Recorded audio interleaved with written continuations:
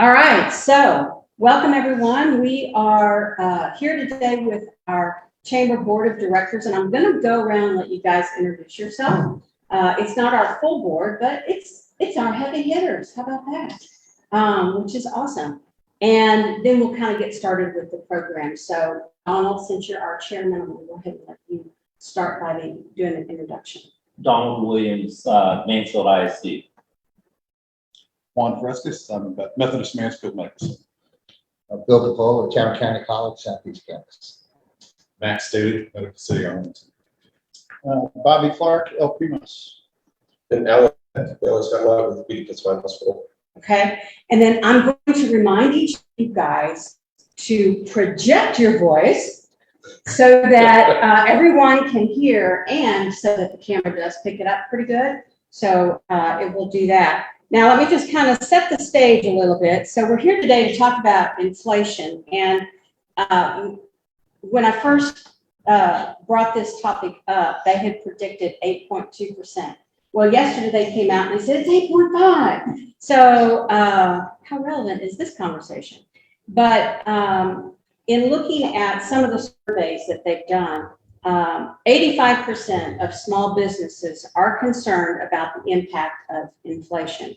And more than 2 in 3 of those businesses have raised their prices in order to cope with that. So I thought I'd get us together and just have an open conversation about how it's impacting your industry and what are you seeing, and more importantly, the strategies that you use to cope with it. And let me just add this on. How do you, or what are your thoughts about inflation leading to a recession? So open it up and just one of you jump out there. Bobby. Yeah. Yeah. Why do you throw me under the bus? No, I think, well, with our restaurant group, we've seen quite a bit of an effect. You've had rising labor costs. It's very competitive to try and get service industry staff. And so we're having to raise what we're paying. So therefore, we got to pass that on to the consumer like every other business does. But our cost of goods are going up too. You look at produce, other things that go into making the meal. Well, they're going up. Of course, some people are putting on fuel surcharges. All of that impacts us, and you can't escape it. Well, I chose you first for a reason, because the two things that are really driving is energy, right, and food. Mm-hmm. So, and that really hits you guys. It does. Yeah. By all means. Yeah. But things are. I think that the economy hasn't felt the full brunt of it yet, and I think that it is hyperinflation, and some people suggest it's much worse than what it's actually. The numbers are reading 8.5. There's some categories that's way above that. Yes. So that's a blend on 8.5. So we are going to face some real stiff headwinds by all means in this country. So what do you think? How long do you think it will last, and do you think it will lead to a recession? Well, it's like a big ship. You can't turn it around real quick, and so I think it's going to be a multi-year play. And yes, I do think it will lead to a recession. I think it's hard to avoid the fundamentals and what that imposes on the economy. That started off by we're some of the bigger businesses, and then you have the small, and I think the impact's different, but it definitely has an impact across the board. I know we got a couple other healthcare facilities here, and we're larger, but it impacts us. Costs are going up. The labor force has that impact on us also. I think the biggest thing is the consumer piece. There's that need there, but the challenge with all this is what's driving out the consumer and working with that. So just like any other business, we're doing our job to collect our responsibilities, but also probably just as aggressive now about financial assistance and helping, because that needs even more and more. So being just as aggressive, just as any other business, healthcare is. We have large costs. We have to maintain those costs, large labor costs, large supply costs. We need to collect that, but I've been more aggressive now than we've ever had with financial assistance and helping out. Because we're seeing that across the board, and people have to prioritize what they're going to do. Are they going to take care of that now? You know, how elective, or this their health? So we get a little different on the larger employer side, but we're definitely seeing it also. I can chime in, kind of what we're talking about healthcare over the, over the past 30 years, it's rare that consumer pricing rises or grows as fast as it has, exceeding healthcare industry costs and pricing. And there's a fear that we're seeing is that there's usually a lag in healthcare pricing about a couple of years. It takes a few years for it to catch up, but it's almost always higher than the consumer pricing index. And when you see the inverse occur, what that tells me, that I haven't seen anything like this since the early 80s in healthcare, and I've been in this business for over 35 years. It's just not something that you see happen routinely, which tells me there's going to be a correction. And when that correction occurs, it's going to be worse before it gets better for the consumers, because as to what Alan was saying, healthcare costs have risen, particularly in labor. With nursing shortages on top of that, it's complicating things even more. So the economics of the professional fees and costs to apply those healthcare resources and staffing is going up significantly higher than anyone projected. We knew there was going to be a shortage, but then we couple that with the supply costs that have occurred and a lot of the price gouging that occurred during the pandemic. I don't know that we're ever going to see it come back down to the price point that it was at. So, what does that mean when we look forward? Well, there's going to be some corrections in the providers' costs are going to start to rise to catch up. And that is going to mean then that, the insurance companies are going to pass those rate increases on to the consumers in either premium increases or benefit decreases. I suspect it's going to be a combination of both. And that then gets passed on to the businesses that have to provide health care for their employees. And so it's, unfortunately, I think it's going to get worse before it gets better. It's very indicative. It kind of reminds me of what we saw back in 2008, the last time there was a financial crisis, and kind of how long it took for, as Bobby was saying, for that to correct itself. Well, and this time we have such a perfect storm with the pandemic prior. And then we've got the supply chain, and then the talent pool is shrinking.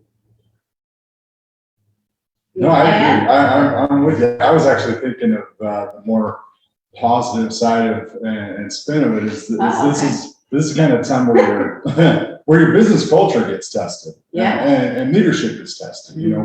Where you've got the increase in supply chain costs, you've got the labor force that's struggling. I think it's more of a quality over quantity type thing at this point, where if you give your consumer and your employees, your staff, those moments of, this is a great place to work, or this is a great place to do business, then it in a way kind of overrides what is going on behind the scenes. If you can give them that experience over whatever else is going on, I think that is where your mantle gets tested a little bit, and it makes it to where you shine above the others and you remain viable in the business atmosphere.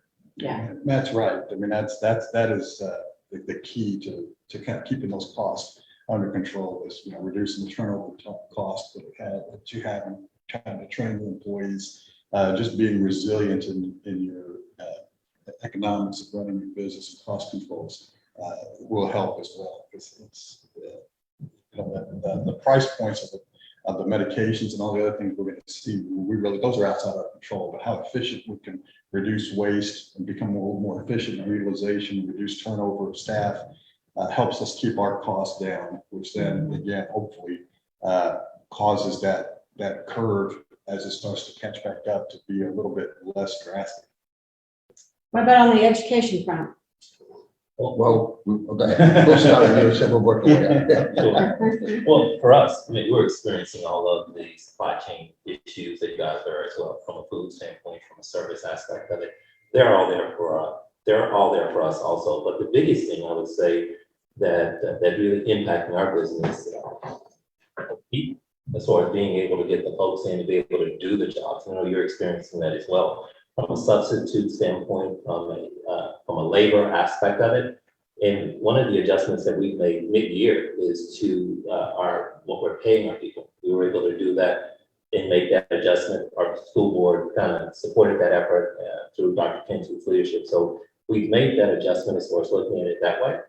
For Mansfield ISD, our motto is that we are a great place to live, learn, and teach. And people are flocking here in droves and want to come and be a part of our school system and be a part of what we have going on from a district standpoint.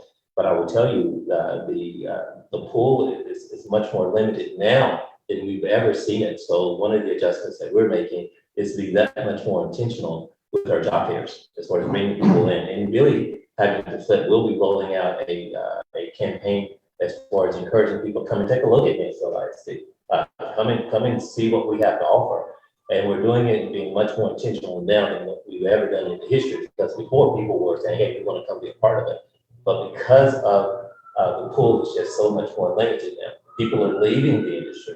They're leaving education in ways that we've never seen before. So that's kind of where we're at. We're just much more intentional as far as recruiting folks and going to get them and really wanting to make sure that the quality of education that we provide for our students, I mean, it's not being compromised with all of the challenges that we're facing. And everything's correct. Same thing with our biggest, I'm gonna take it at two levels. First, you had our snapshot of time right now that we're starting to see. The effect that we're seeing is a drastic decline in enrollments. We're up to 23%. It's a national move. It's not just with us. Students have a choice. And they have a choice, do I go back to school or do I have to go back to work in order to survive because the prices of cost are going up? The biggest hit is childcare that is happening with folks that during the pandemic, when people were home, childcare is a lot of industry to go down. But then it was getting those people back, like you said. It wasn't just flipping the switch and everybody goes back to work. We're seeing a great decline in the number of employees also. The fuel cost is going to be the biggest one to hit us because, as you know, we don't have any public transportation here, between Arlington and Mansfield. But yet it's in Mansfield, it's in Arlington, but not in Mansfield. So to get folks to the Southeast campus, we're seeing less and less cars in the parking lot. It's like, and that coincides with our decline in enrollment, but there are more carpooling and how do people get there. So fuel costs is students live paycheck to paycheck if they have a paycheck. But long term, what we're anticipating, what we're going to be anticipating to see, what happened, what Juan was talking about in the last recession, we saw a change in how business was run after that, so we didn't go back into a recession. And a lot of the positions and the jobs and change in manufacturing and in restaurant businesses require more education and more training in order to take on those new jobs. Because industry kind of takes a pause because we can't be stagnant in what we're doing. If we have a decline of individuals going on to higher education, we know that 70% of jobs now need some type of post-secondary degree of certification. What's going to happen when new technology takes the place, since there aren't the employees? Which it is right now. Right. Yeah. So it's a chicken and egg. Yeah. Thing. So what we're looking at, we maintain at a community college, $64 a credit hour, no fees. It's still $3,800 to get your associate's degree. We're increasing the number of short-term training opportunities for individuals and partnering in business and industry because they're the ones that need those employees coming up. But we feel the hit just like everybody else. So let's talk about strategies. So what are some things? I mean, we've heard, price increases, which that's kind of an automatic. Innovation. I mean, that's an absolute positive way to attack it. What are some things that businesses can do? What do they need to be on the lookout for? How do they need to handle if they didn't go through or experience, especially a new business, 2008 or 1981? How do you attack that? There's a lot of moving parts, and I get that. There's a lot of different factors there, but tackle what you feel like. I think most businesses, the majority of cost is labor cost, is salaries. That tends to be 50% of most businesses cost. So, creating cultures that, keep employees happy, they want to stay in place, that turnover cost generally is about 30% of a year's worth of setup cost, training someone, at least in the healthcare side, because you want them to really be comfortable and know what they're doing before you let them go off on their own. So I think creating a culture where they want to stay and are happy is an important piece of that part of the puzzle. And then being efficient with your staffing. And, that may mean that we have to work smarter, rather than harder. That's just, getting back to the basics. Strategy wise, and I touched on it a little bit earlier, and it's a balance because you are definitely looking at trying to have a phenomenal culture. And people want to stay and work based on the culture. But when you talk about the aspect of it from an inflation component, it's the real aspect of paying your bills also. So you have to balance both perspectives of creating that culture and also a competitive pay as well. I think one of the issues we started having, that's just going to be inflated, if you want to use the word, is individuals will jump from one job to another if there's more pay. And we're not talking about a lot more money. I'm old enough that I've been a company man. Never always worked 10 years in one place before they were done.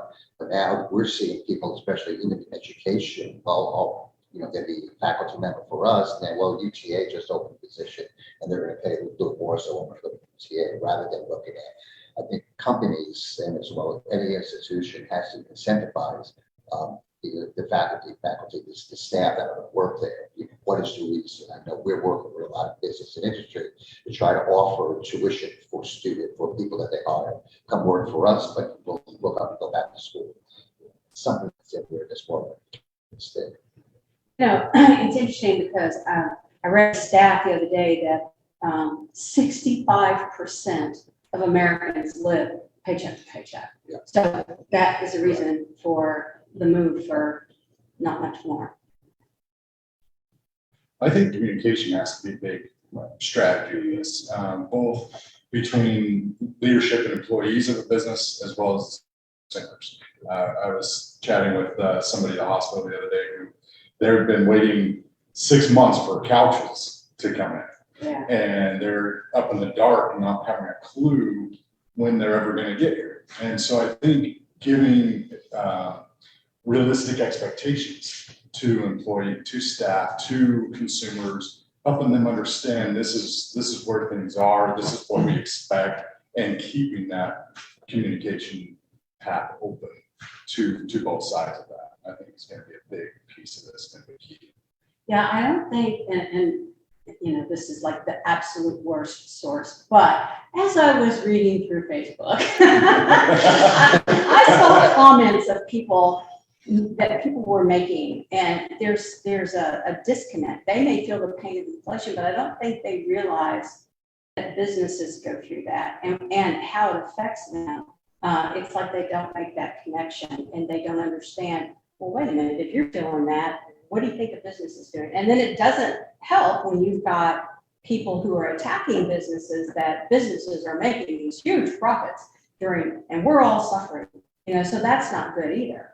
But yeah, you're right. I think the expectations and the information, just so that people understand. Well, and opening up to, like we were saying, innovation and new forms of communication. Telehealth has been a huge impact as far as the healthcare industry is concerned.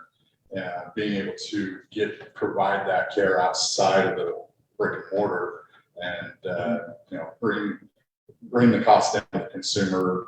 They don't have to go utilize their gas to get somewhere or whatever.